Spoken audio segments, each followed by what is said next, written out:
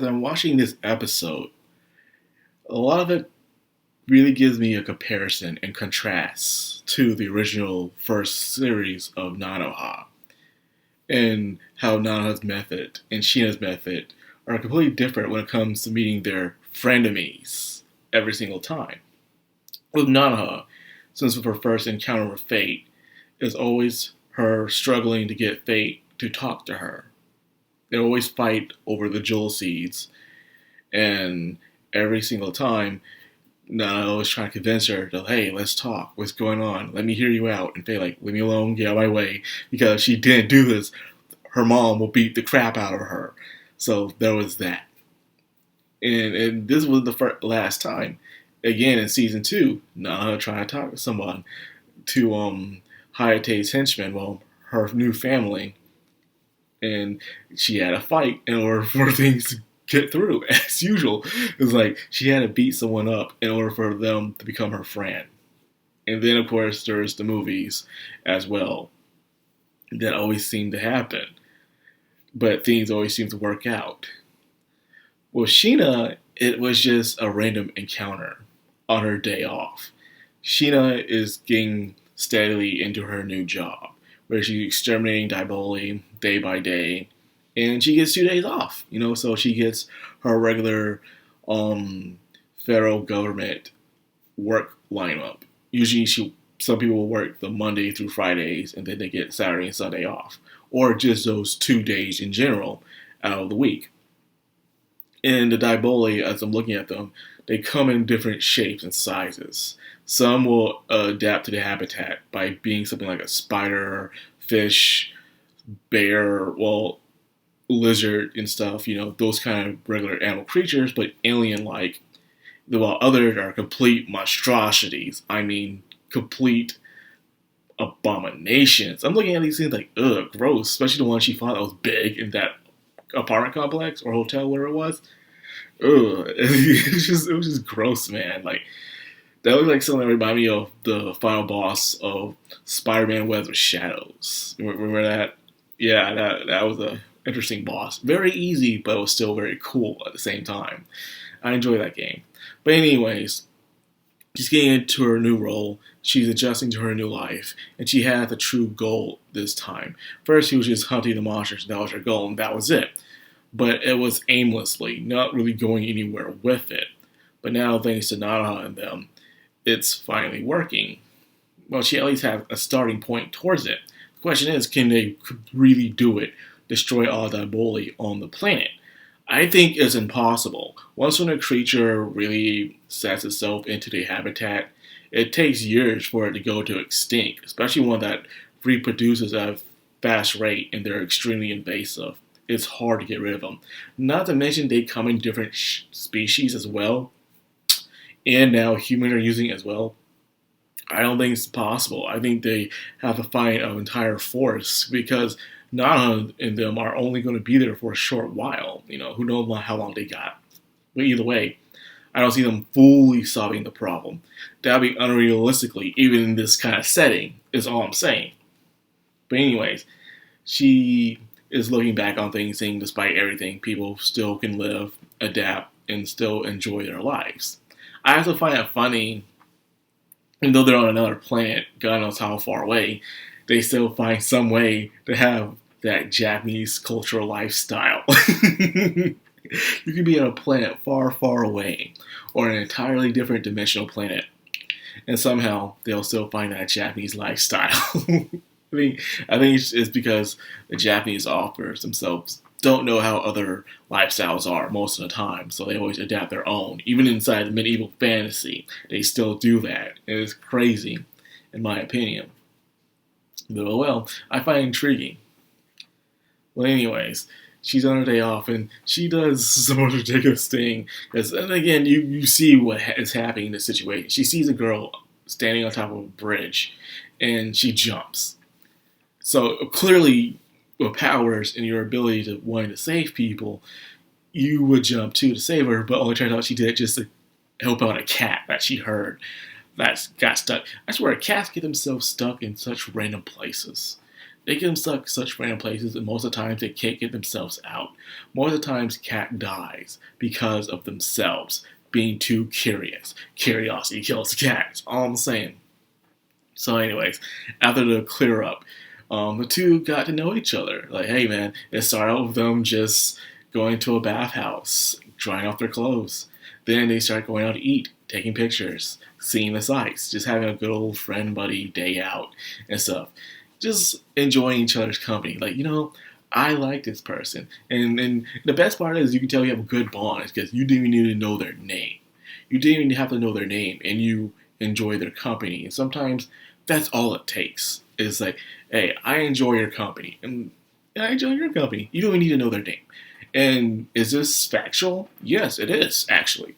I remember my previous hometown, I would ride the bus, and there was this old guy that I would talk to on an occasional basis on my way back home all the time.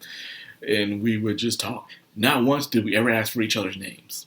We just say, hey, what's going on, man? What's going on, man? What's up, kid? And we just talk and stuff.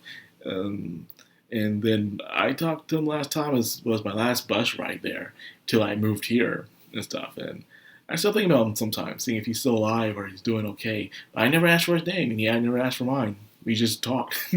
So that stuff is possible. You ever had that experience where you just knew someone in your life for a good while, and you just talked to them, but you never asked for their name, and they never asked for yours, and you just have that sort of friendship for some reason? It's very interesting. I do regret not ever asking his name. In a way, yeah, I do. But the fact that I still remember him is still pretty cool. But anyways, when the day ended and they were done swapping phone numbers, she finally gave her the name. Her name was Toa. And Toa seemed like a nice girl. She's the goth girl, but still nice. Not goth as in she's emo, but she just likes the style, but not too extreme into it, which is nice. I like those types. They can adapt into the modern society while still being goth. And they're a very, very rare breed. Some just go all out on it most of the times, and that's just how it is. And this is where we start to see the two sides. The one who does things by the law and the vigilante. Sheena was found by Nanaha in them, and she's doing things by the law. She's getting reports in, and they go in, they do things by protocol, and they do their job.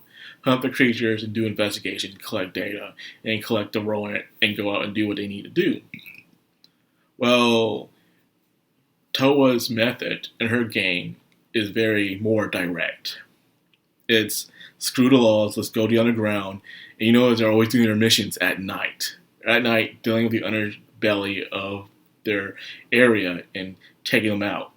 And I am glad that they're not holding your hand in this series. There's amputations. There's decapitations. Say that word right? Playing out guts and gore all over the place. You can see the difference between them, where you see Sheena is just taking out the creatures and making sure everyone's safe. Toa and her games out there is just taking out the filth, beating them up, killing them. There's no mercy whatsoever. Tell me what you know, and I'll kill you less painfully. Let's put it like that. So I really like that dynamic that they're doing. Two have the same goal, but they're doing it differently. However, their paths will cross when they're no longer to be friends. Where she is after a flame Diboli, which was probably Sasuna some time ago, but now she's going to be after Sheena, because Sheena has it. They're going to go after anybody that got the powers intentionally. They can't stand those with the power intentionally. But funny enough, the mob boss that they took out, who he was, the dealer, he was very reasonable. He brought up some good points. He says, you plan to crush them all. He was asking reasonable questions like, what are you going to do with this information? We're going to crush everybody. He says, that's impossible, right? This goes deeper than just underground methods. You don't think the government's trying to do something like this too? Despite how powerful you are, you won't be able to truly impact this as well. Same thing when it comes to Sheena's situation, to get rid of all the Diboli. Can you really do that if the creatures themselves settled into your planet for such a long time on a global scale and they're extremely invasive? Can you? I don't think so. And then the same thing with Toa's situation. Yeah, you're slaying down the underbelly, but at the same time, more will come. And not to mention, the government's probably doing the same thing on the opposite side. We know our government are always doing some shady experiments for enhanced weapon warfare, and sometimes it might be for the greater good, or it's just for their own personal interest. But when you think about it, if they could get their hands on that kind of technology or those bioengineering, do you really think the government will try to do like, hey, we need a class of soldiers to take out these creatures for us much easier? You know, the regular methods and guns just ain't working, and they don't have magic on this planet. Everything's like mostly, yeah, it's bioengineering when you think about it. So they're going to want to do those kind of things, come together and try to figure out a plan to create those super soldiers. And they're probably doing heinous experiments under them and stuff. So he made a good point at the end. The guy was very reasonable despite having his arms cut off and being frozen. He's like, can you guys really think you can pull this off? You know, there's a lot doing it. Yes, you're saving things here and there, but after you're dead, it might grow into the point it'll go into the public. If they ever do find a way to make this safe and secure and they show it to the public through good PR, I think they will be seen as more of an enemy if they come to the light. You know, I was really thinking about this and the drawbacks of their plan. Now, none of them are doing it the legal way, where they're just hunting down creatures and they'll hunt them and they'll be seen as the good guys. However, there's so much red tape. There's only certain things they can't do. They need to do more investigation, proper evidence, and they need the warrants as well, where some of them are just going in like, screw the warrants, man. We're doing this vigilante justice and stuff. So I do like the two different ideologies of how they're tackling this problem. The question is who's right and who's wrong. I don't think sometimes that matters sometimes when it comes to these things. It just depends on how the individual. It's kind of like Code Geass. You guys ever watch Code Geass? Where Suzaku and Lelouch wanted to make the world a better place, mainly Japan and Britannia's conflict. And Suzaku was doing things, in my opinion, I did not like, while he was trying to struggle to gain power within the Britannian system. And he did, but he lost so much. And it was so much he was fighting against for it not to work, only because he was trying to grace palm to the right kind of people, where it could have worked, where Lelouch was playing out, no, we got to get rid of these people, they're terrible, and the only way is through brute force. And the way Lelouch's idea did work at zero. So I enjoyed that, a little Code Geass virus. I might rewatch that one day. A nice little binge, you would say. But anyways, yeah. Like I said, I am enjoying this so far. We're only 3 episodes in, and I'm enjoying it. I'm still wondering, will this be enough time to really cover in 12 episodes? I only say that because it's possible, because the only series that had more than 12 episodes was Strikers. And I believe that was 26, 24 episodes, I believe. So, Strikers had a long plot. But the other series had 13 episodes. So, I could be wrong. We'll have to wait and see. But anyways, that's all I got for this. I enjoyed this episode. It was nice, a breath of fresh air. Well, I'm going to say breath of fresh air. Just start the freaking episode. I guess it was nice to see the perspective of the two main characters coming at each other and how well they get along. But sooner or later, we know what's going to happen when they find out each other's identities. One is going to want to talk, and the other one's not going to want to talk. Because we know how that happens. But anyways, that's all I got for this video. I hope you guys enjoyed it. If you did, like, comment, subscribe, and of course, hit that bell icon. This is Madcrownxox. I'm Anime. Signing out.